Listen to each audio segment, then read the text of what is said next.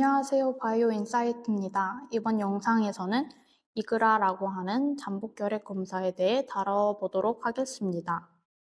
이그라는 엘라이자를 이용하여 검사가 진행되기 때문에 먼저 엘라이자가 무엇인지에 대해 알아보겠습니다. 엘라이자의 풀네임은 Enzyme Linked Immunosorbent Assay입니다. 한국어로는 효소, 면역, 흡착 측정법이라고 합니다. 이름에서 알 수 있듯이 효소, 면역, 흡착이라는 세 가지 핵심 원리가 사용됩니다. 그럼 이 세 가지 원리를 좀 더 자세히 보자면 첫째로 이뮤노, 즉 면역은 면역 반응의 한 종류인 항원과 항체의 특이적인 결합을 이용하는 것을 의미합니다. 우리 체내의 항체가 특정 항원에만 반응하는 것처럼 엘라이자는 우리가 찾고자 하는 물질, 즉 항원에만 결합하는 항체를 이용하여 다른 물질들의 방해를 배제합니다. 둘째로 솔벤트 흡착입니다. 엘라이자는 마이크로플레이트라는 작은 플라스틱 웰에서 진행되는데 항체를 이 웰 바닥이라는 고체 표면에 단단하게 붙여 고정시키는 과정이 필수적입니다. 고정되지 않은 물질은 워싱을 통해 제거되어 분석의 정확도를 높입니다. 셋째, 엔자임 효소입니다. 항원항체 결합이 성공했음을 눈으로 확인하기 위해 효소를 붙인 디텍션 항체를 이용합니다. 여기에 substrate, 즉 기질을 넣어주면 효소와 기질이 반응하여 색깔을 띠는 물질로 변환됩니다. 이 색깔의 진하기, 즉 흡광도를 측정함으로써 우리가 찾고자 했던 물질의 양을 정량적으로 알 수 있습니다. 오늘 우리가 다룰 이그라 검사는 이 엘라이자의 다양한 방식 중에서도 샌드위치 엘라이자 방식을 사용합니다. 왜 샌드위치라고 불릴까요? 보시는 것처럼 마치 빵 사이에 재료를 넣는 샌드위치처럼 두 개의 항체가 하나의 항원을 위아래서 포획하는 구조를 만들기 때문입니다. 과정은 다음과 같습니다. 먼저 포획 항체를 웰 바닥에 고정합니다. 여기에 샘플을 넣어 특정 대상 물질, 즉 항원을 결합시킵니다. 마지막으로 효소가 붙어있는 검출 항체를 넣어 항원의 다른 부위와 결합시킵니다. 이중으로 항체를 사용하기 때문에 특이성과 민감도가 매우 높아서 아주 미량의 물질도 정확하게 측정할 수 있습니다.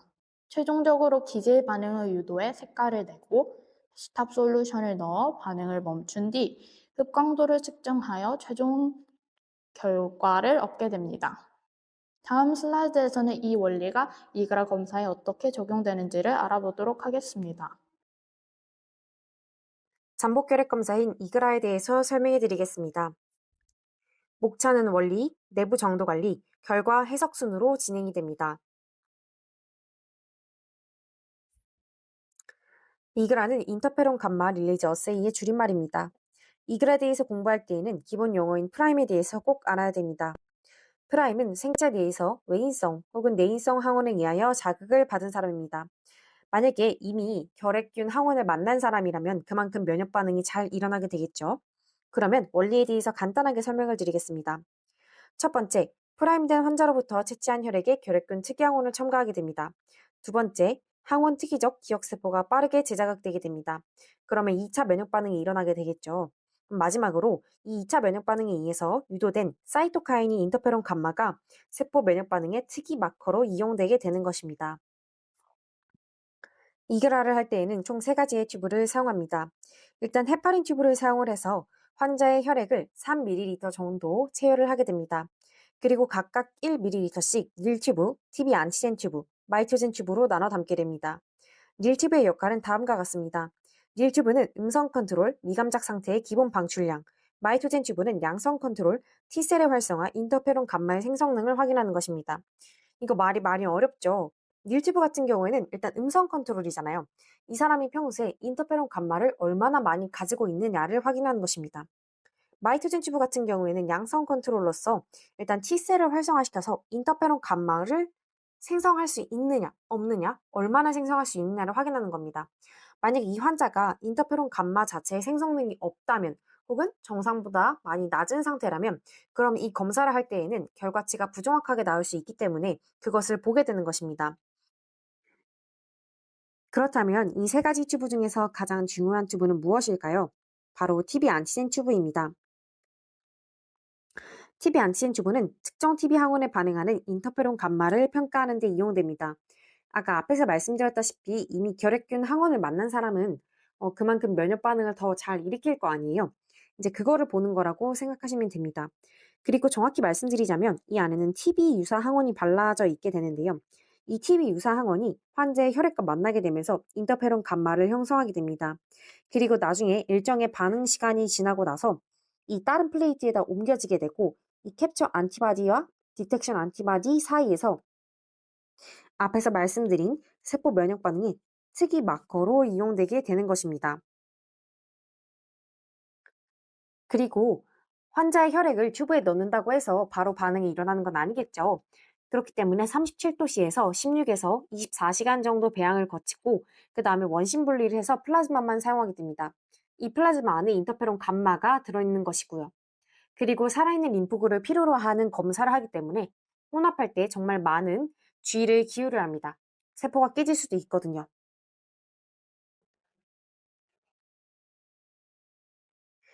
저희는 이제 인터페론 감마를 가지고 평가를 할 거잖아요.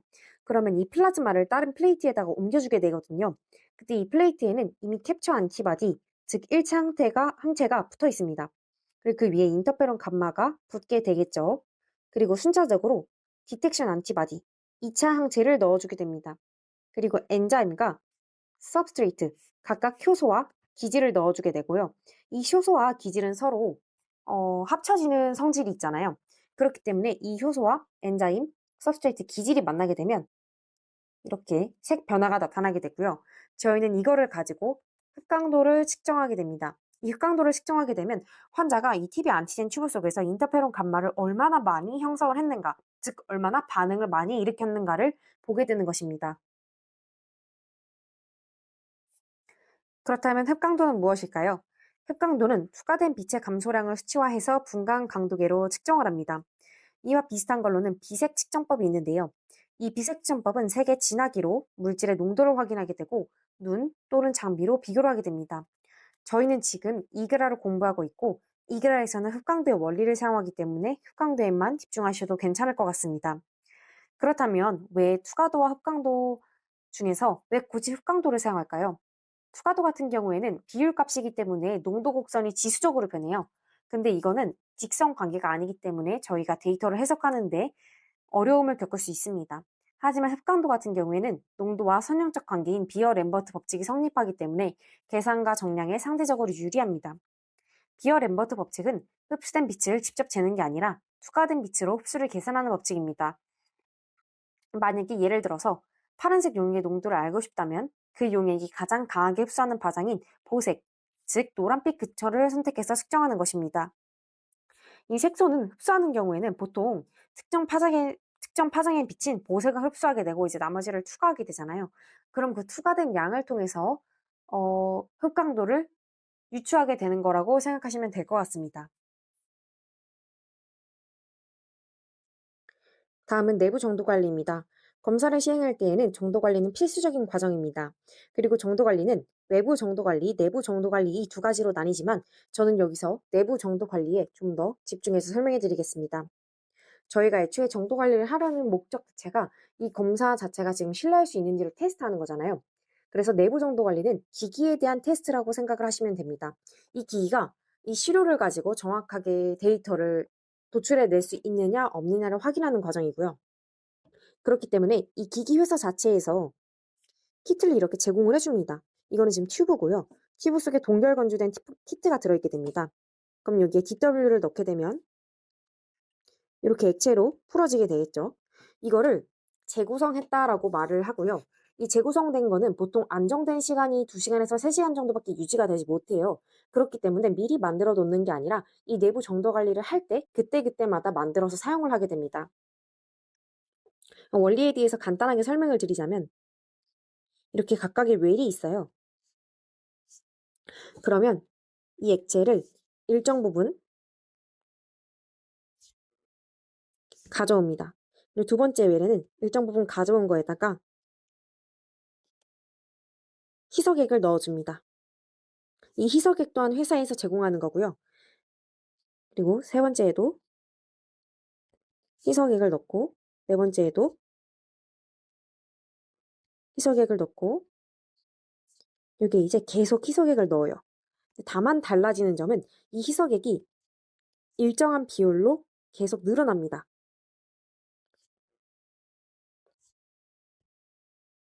두 배씩 늘어난다고 칠게요. 자, 그럼 얘는 그래프가 어떻게 나올까요? 결과가. 생각을 해봅시다. 자, 우리 첫 번째 거에는 희석액을 넣지 않았어요. 그럼 가장 많이 나오겠죠?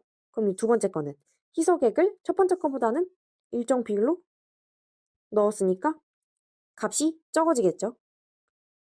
세 번째 거, 두 배씩 넣었어요. 그러면 그 값만큼 또 줄어들겠죠? 이렇게 쭉쭉 줄어들다 보면 결국에 0에 도달해요. 근데 생각을 해보면 이 희석액을 넣는 것 비율 자체가 배수 형태로 넣었기 때문에 이 직선이 이렇게 일직선으로 나올 수밖에 없어요.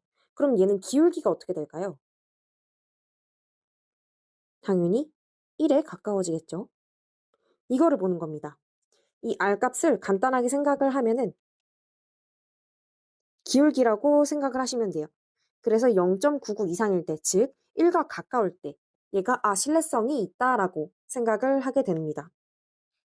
그렇기 때문에 검사를 시행할 때마다 이 내부 정도 관리를 먼저 한 다음에 얘가 지금 정상적으로 작동을 하고 있구나를 확인을 하고서 검사를 진행하게 되는 것입니다. 다음은 결과 해석입니다. 결과 해석은 조금 어려울 수 있어요.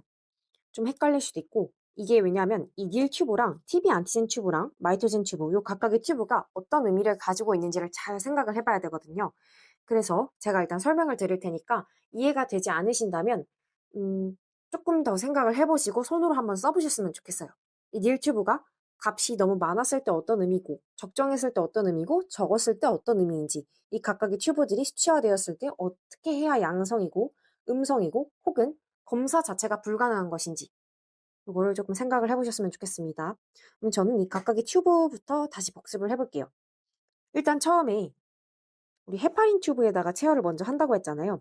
그 다음에 닐 튜브, TB 안티젠 튜브, 마이토젠 튜브에 각각 3개로 나눠서 반응을 시킨다고 했죠. 아까 제가 앞서 설명을 드렸을 때 어떠한 튜브로 지칭을 하진 않았지만 검사 자체는 이 3가지 튜브를 다 진행을 해요. 그래서 각각의 값을 다 보거든요. 그럼 생각을 해봅시다. 닐 튜브가 만약에 기준값보다 많이 나왔어요. 그럼 얘는 어떨까요? 정상일까요? 자, 생각을 해봅시다. 우리 닐튜브예요. 음성 컨트롤러서 미감작 상태 기본 방출량이에요. 그러면 굳이 내가 TV 유사 항원을 반응시키지 않았음에도 불구하고 이미 인터페론 감마를 얼마나 갖고 있느냐를 보는 거예요. 근데 그러면 만약에 이 사람이 내가 반응을 안 했어. 반응을 안 했는데 인터페론 감마가 이미 너무 많아. 그럼 뭐예요? 판정이 불가하겠죠. 이미 너무 많으니까 내가 이 TV 안티젠 튜브를 반응을 시키나 마나 많기 때문에 그거를 값을 비교할 수가 없게 되는 거예요. 그래서 그럴 때에는 판정이 불가합니다. 자, 두 번째. 그러면 이 마이토젠 튜브에서 닐 값을 빼요.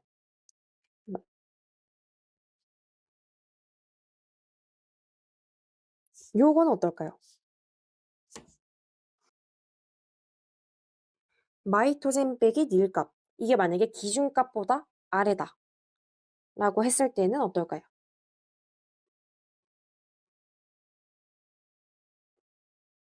요거는 판정 불가입니다. 자, 생각을 해봅시다. 마이토젠 튜브는 인터페론 감마의 생성능을 확인하는 거예요. 그러면은 이 사람이 평소에 면역 반응을 얼마나 잘 일으키냐를 확인하는 건데, 만약에 면역 저하가 되신 분은 이거 자체를 생성을 못 하실 수 있거든요. 근데 이 검사 자체가 인터페론 감마를 생성을 해서 이 TB 안티젠 튜브에서 인터페론 감마를 평가하는데, 그게 가장 중요한 핵심 포인트인데 인터페론 감마 자체가 생성이 안 돼요, 이 사람은. 그러면 검사가 안 되겠죠. 자, 그럼 만약에 이 마이토젠 빼기 닐 값이 기준값보다 적다는 말은 애초에 이 마이토젠 값이 적은 거예요. 그러니까 얘가 더 많이 적게 나오겠죠. 근데 마이토젠 튜브 값이 아까 말씀드렸다시피 적으면 인터페론 감마 자체가 생성능이 나쁘다는 거기 때문에 검사 자체가 안 됩니다. 판정이 불가합니다. 이때는 양성, 음성이라고 뜨지 않고 판정 불가라고 뜹니다. 자, 그럼 다시 생각을 해봅시다.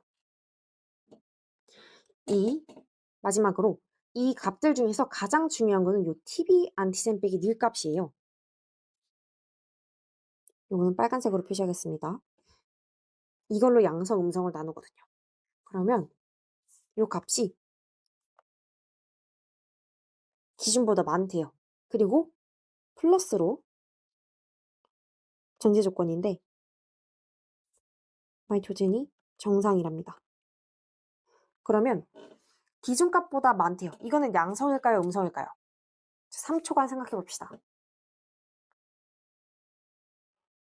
정답은 양성입니다. 왜냐면 양성이라는 말은 기준값보다 높다는 말은 애초에 요 앞에 TB 안티젠 값이 높다는 말이겠죠? 그 요거는 낮다는 말이고요. TB 안티젠은 저희가 이 TB 유사 항원을 반응시켰을 때 인터페론 감마를 얼마나 많이 생성하느냐를 본 거잖아요. 근데 그게 많다는 거는 이미 이 사람이 이미 결핵 항원을 만난 적이 있는 사람인 거예요. 그래야지 2차 면역 반응 때 더 많은 활발한 면역 반응이 일어날 거 아니에요. 그래서 이 사람은 지금 잠복 결핵이구나. 이미 결핵을 만난 거구나. 라고 이제 알 수 있는 거죠.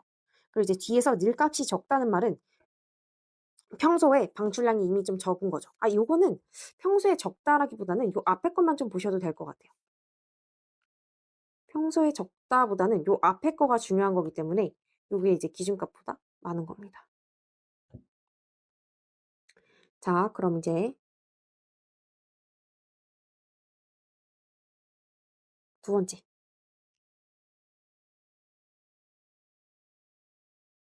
기준값보다 적을 경우. 자, 3초간 요것도 생각을 한번 해보세요. 얘도 마찬가지로 전제 조건은 마이토젠 정상입니다. 자, 우리 기준값보다 적다는 말은 TB 안티젠 값이 적은 거예요. 그러면 인터페론 감마를 많이 생성을 안 했네? 그러면 음성인 거죠. 너무 쉽죠? 요건 좀 간단하죠? 이렇게 보는 겁니다. 이해가 되셨을까요? 네, 결과는 이렇게 하는 거고요. 그리고 참고적으로 말씀드리자면 이 앞에서 이렇게 효소하고 기질이 반응을 하면 색이 변화한다고 했잖아요. 근데 효소랑 기질이 계속 반응을 하면 순간적인 흡강도의 값을 측정하기가 어려워요. 그렇기 때문에 제일 마지막 과정에서 스탑 솔루션이라는 걸 넣어주게 되고요. 스탑 솔루션을 넣게 되면 예를 들어 파란색이면 이제 다른 색깔로 변화하는 모습을 볼 수 있습니다. 그러면 이제 얘네가 반응이 끝났구나라고 판단이 들고 그렇게 저희가 보고자 하는 흡강도의 값을 그때 측정을 하게 되는 것입니다. 네, 이렇게 원리 설명은 끝났고요. 결과 해석은 실제적으로는 요 세 가지가 가장 중요하기는 해요. 요 세 가지가 가장 중요한데 요거 외에도 다른 요소들을 고려를 많이 하기도 합니다. 예를 들어 환자분이 가지고 계신 뭐 다른 지병이나 뭐 이런 것들까지도 종합적으로 판단을 해서 결과를 해석을 하게 됩니다.